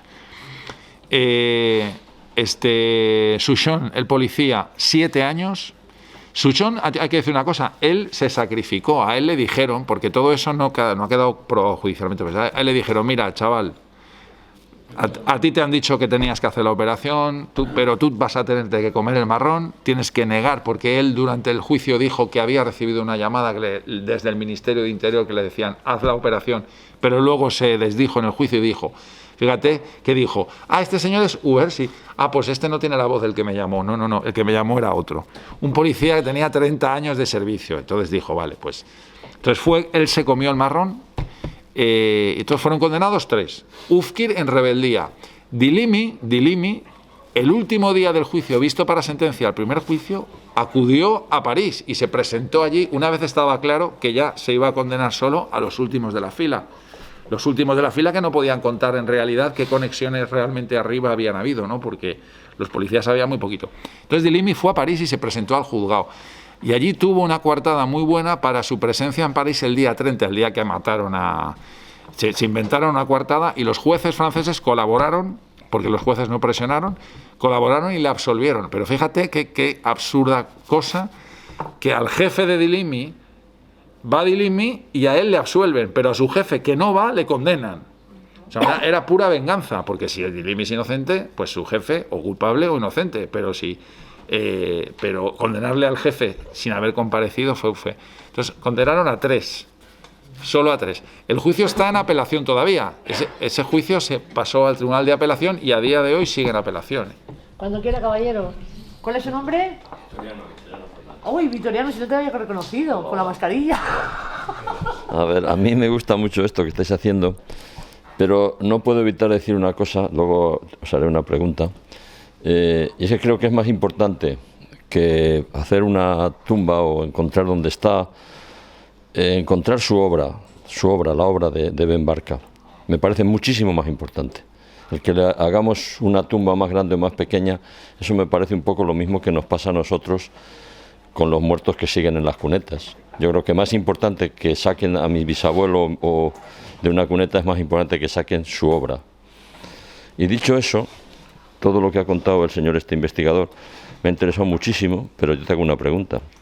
Y es si conoces a un español que escribió un libro que se llama Yo fui el espía de Franco, que se llama González Mata Lledó. A mí me interesa... Sí. Cisne, sí, ese. Pero claro, leyendo a este individuo y leyendo a otro español que ha muerto en México sin que nadie hable de él, que se llamaba García Ruiz, que es el que primero habla de las multinacionales, de las trilaterales y esas cosas.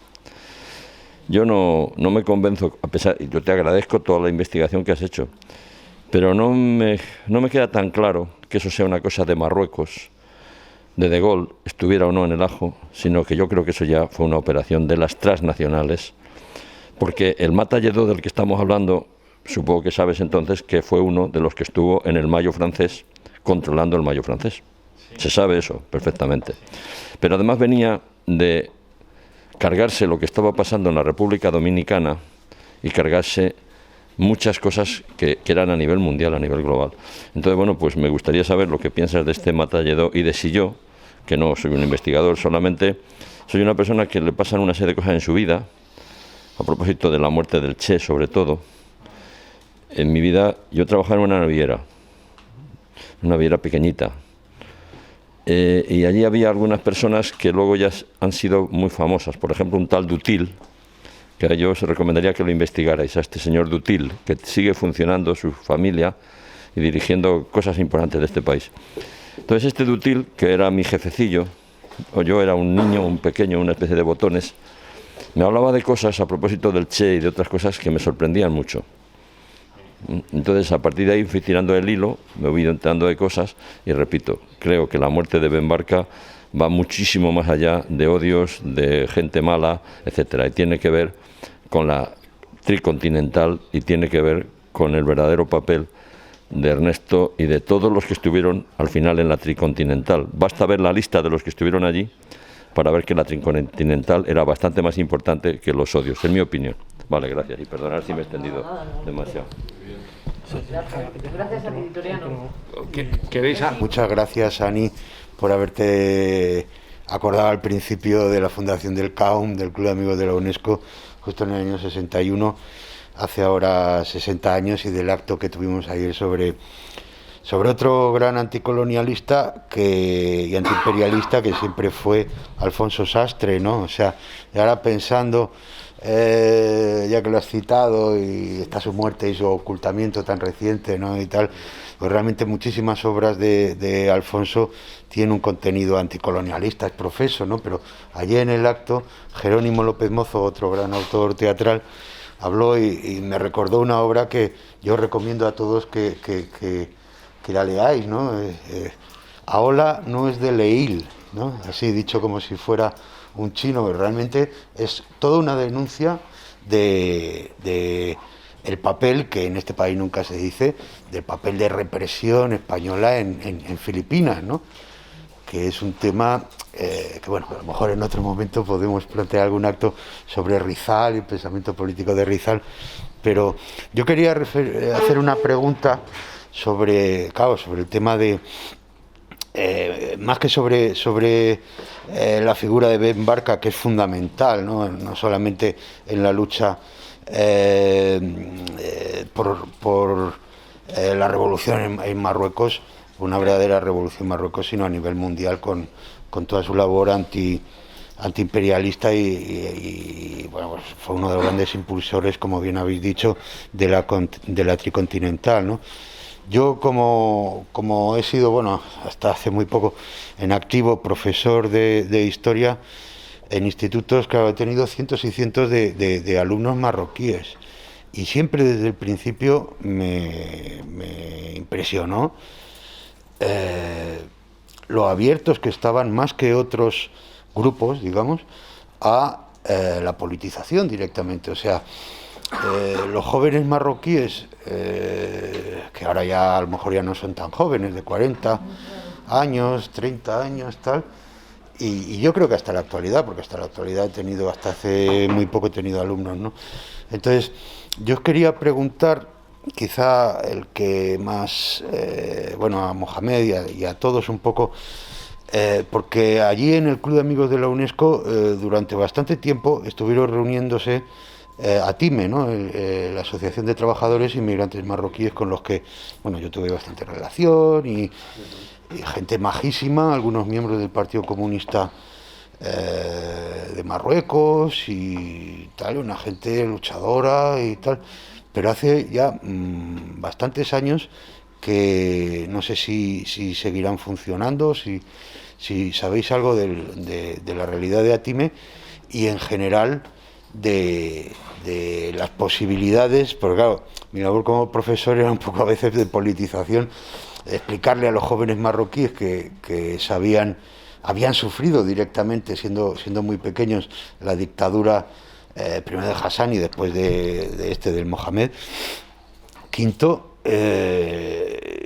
pero claro, ellos no sabían de hecho, muchos de ellos, ni que Marruecos había sido colonizado por Francia y por España y ese tipo de cosas, ¿no? O sea, más que nada sería, si tenéis noticias a nivel político, de si hay alguna asociación o movimiento en cuanto, no solamente en Marruecos, sino los trabajadores y la masa, que se puede decir, de marroquíes que viven en España, en cuanto a su posicionamiento contra lo que hay en Marruecos, que es la autarquía y la dictadura, ¿no?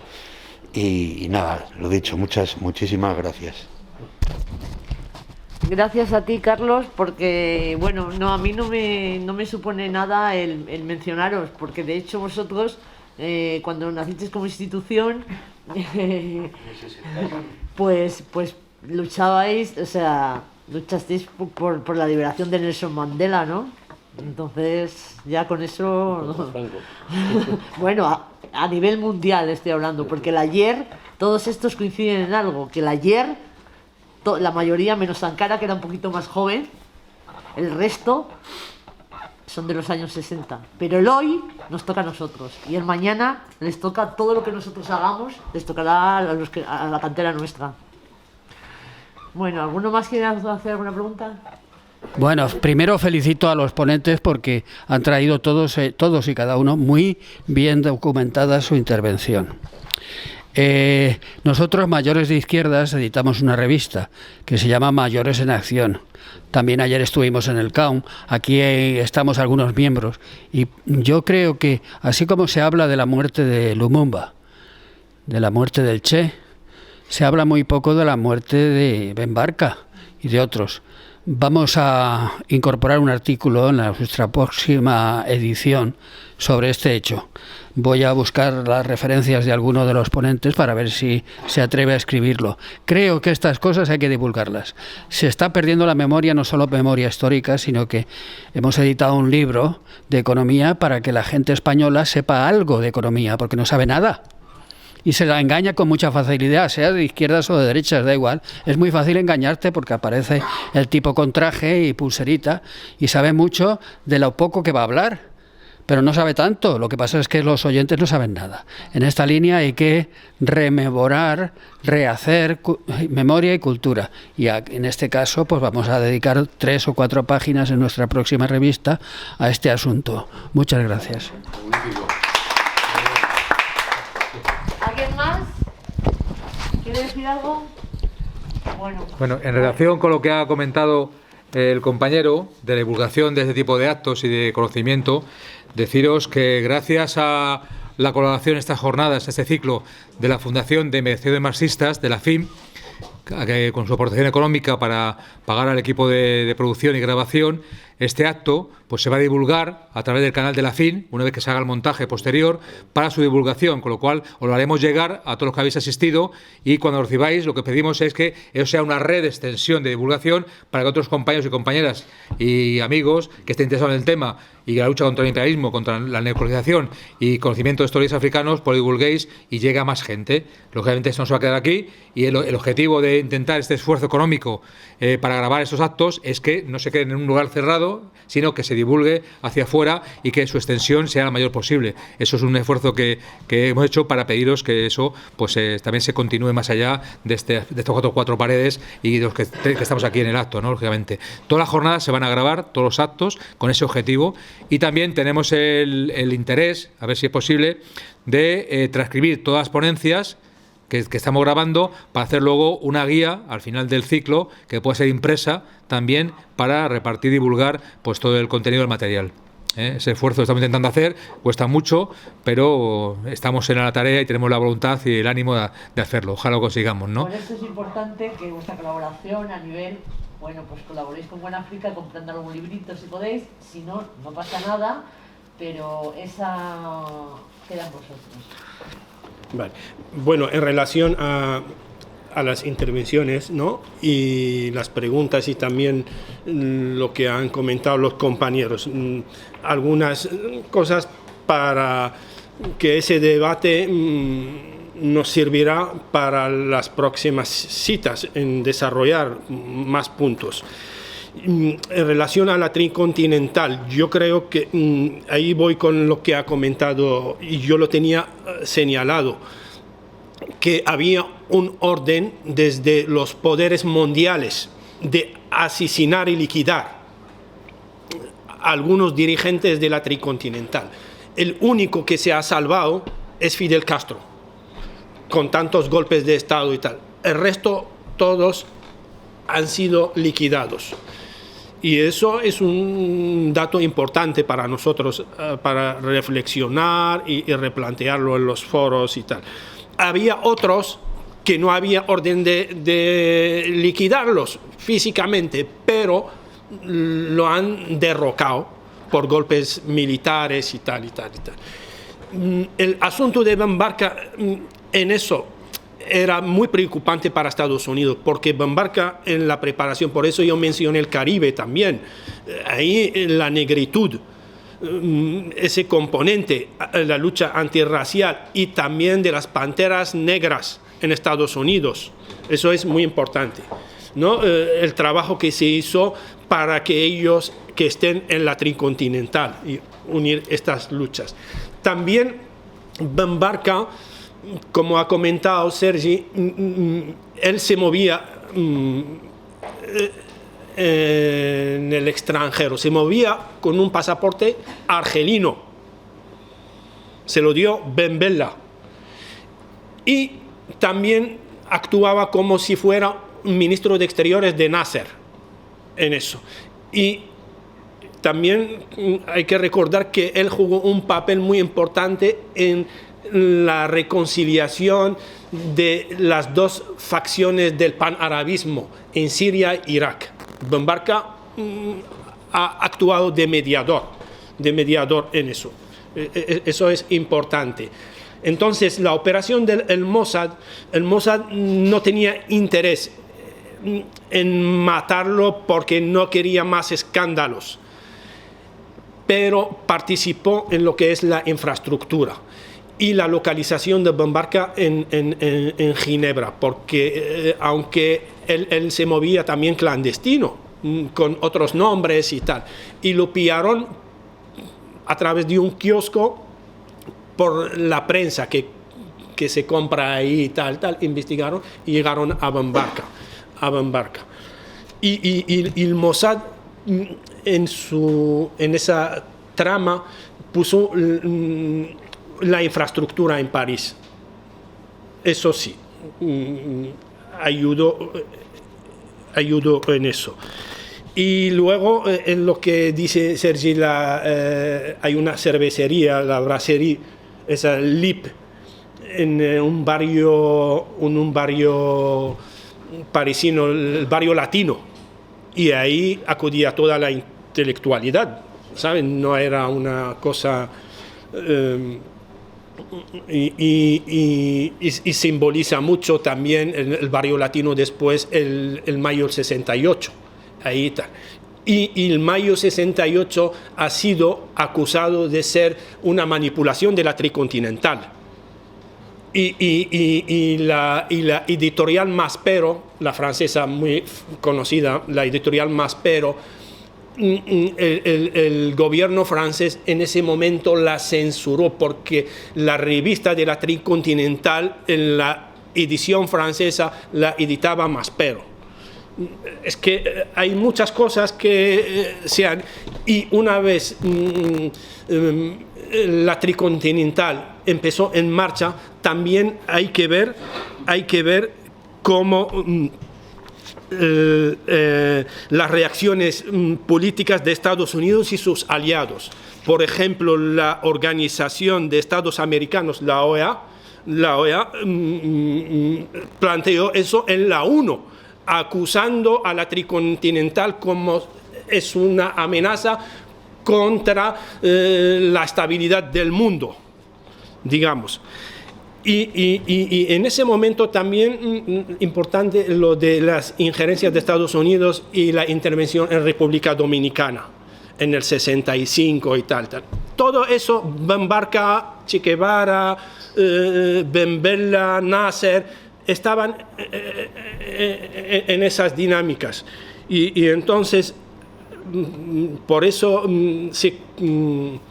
la explicación esa de que detrás de eso son poderes grandes, ¿no? A nivel mundial. Y también para referir a ese asunto hay una novela que es la versión esa de como la tengo aquí, que ofrece una versión del París del asunto de Bombarca. Es una novela de un premio Nobel de literatura francés, Patrick Modiano, y está en el español. La novela se llama La hierba de las noches, por si queréis enterarse en eso. Sí. Los mejores libros de Bombarca están escritos aquí en Guanajuato. Lo digo.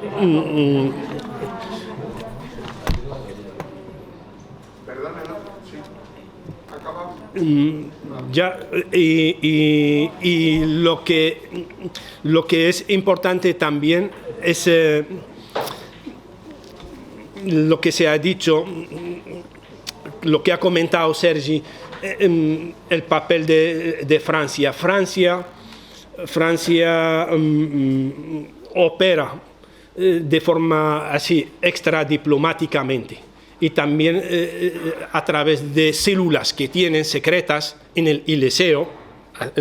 Hasta ahora existen esos, y recurre a mafia de Córcega, de todo tipo de mafias para intervenir en África. El escándalo de la petrolera Elf, por ejemplo, si os suena también, con las transacciones de dinero en el Taiwán, en los países del Golfo. Entonces, esos mecanismos de dominación postcoloniales, eso es lo que Bombarca llamó neocolonialismo, y siguen vigentes ahora en Francia. Eso es más o menos algunas cosas que yo quería destacar y ya está. Victoriano, mira, dices que había que no buscar las tumbas, sino desenterrar la obra política. Este libro de One Africa es un trabajo adecuadísimo en cuanto a extensión y selección de textos, porque la selección de textos la hace Bashir Benbarka, y en 100 páginas se pueden leer en 3 o 4 horas. Tienes una esencia, obviamente no toda su vida, pero una muy buena esencia de cuál era su política, porque él habla, en sus discursos habla de las claves, habla de PIB, de redistribución de la riqueza, condena la guerra en el Magreb contra Argelia, o sea que el tío es clarísimo. En ese libro se encuentra condensado su discurso político. Y luego Ufkir, el famoso buitre del Atlas, que era un auténtico salvaje y un tipo tenebroso, en el año 71-72 había intentado ya varios golpes de Estado contra la monarquía, contra su jefe. En el año 71-72 intenta el último golpe, 2 aviones de combate intentan derribar el avión tal, no lo consigue y muere a disparos en el mismo despacho del rey Ufkir. Y Dilimi en los años 80 también fue asesinado. Es decir, todos los que colaboraron con Hassan II, incluido Bouchet y su banda, que también murieron tiroteados en la prisión y el mismo Figón, que participó, no se entregó a la policía y apareció suicidado en París. Es decir, todos los que trabajaron con Hassan... Cosa en eso, por ejemplo, Dilimi, lo que ha comentado Sergi. Cuando acude a ese chalet donde estaba Bombarca, dijo a Bombarca: has caído en mi trampa. Dilimi se lo dice así a Bombarca. Y Dilimi era después, cuando ya Hassan II elimina a Bombarca, ha empezado a celebrar su época de oro, época dorada. Y luego ya se han reestructurado de nuevo las luchas en Marruecos y hubo 2 golpes militares. En uno participó Ufkir y era el pretexto para eliminarlo. Dilimi accede y ya coge el papel de Ufkir.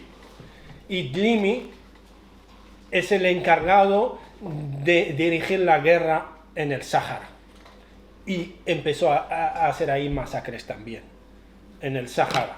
En el 83, cuando Mitterrand accede a la presidencia de la República, Mitterrand no quería venir a Marruecos. Por el asunto de Bombarca no quería venir.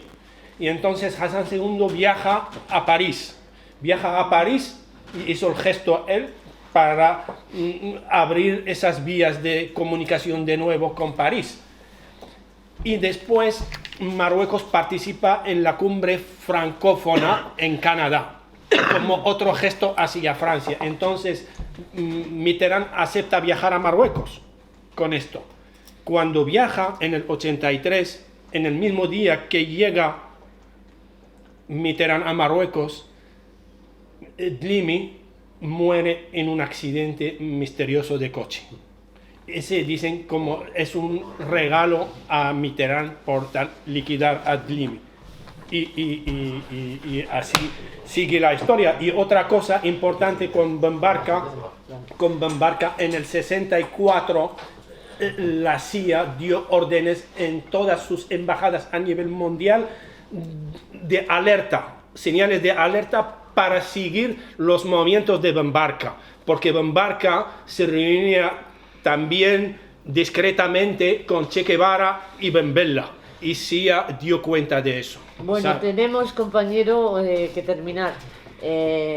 Así que muchas gracias por la asistencia, muchas gracias a los ponentes por lo que nos han dado aquí ahora mismo, sí, porque nos habéis pasado algo muy interesante, que es sentir curiosidad. Y de Sankara, como ha dicho antes, de Lumumba sabemos más, pero de Ben Barka tenemos que hacer para que el mundo sepa más. Compañeras y compañeros, yo para terminar ya esta jornada quería agradecer públicamente, para que se conste a todos los efectos, tanto a la Fundación de Investigaciones Marxistas, que colabora en el desarrollo de estas jornadas, como a la edición de One África, por todo el trabajo editorial y divulgación que está haciendo, y también al Centro Social Pasillo Verde Ferroviario y al Partido Comunista de España por ceder nuestros locales tan amablemente para desarrollar las jornadas de este ciclo, y también por dejarnos su bar que está aquí al lado, en el cual, como siempre, esta edición, en esta casa, hay un picoteo para que podáis degustar un poquito de chorizo, unos refrescos y demás, aquí durante un momento de tertulia y charla entre todos y todas. Muchas gracias. Muy bien.